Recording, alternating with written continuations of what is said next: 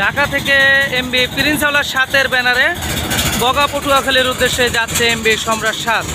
Mister সম্রাট traders কোম্পানির MB সম্রাট 7 নৌযানটি ভাসানচর নৌ রুটে চলাচল করে, কিন্তু ঈদ স্পেশাল ট্রিপে বগা পটুয়াখালীর উদ্দেশ্যে প্রিন্স হাওলার 7-এর ব্যানারে যাচ্ছে।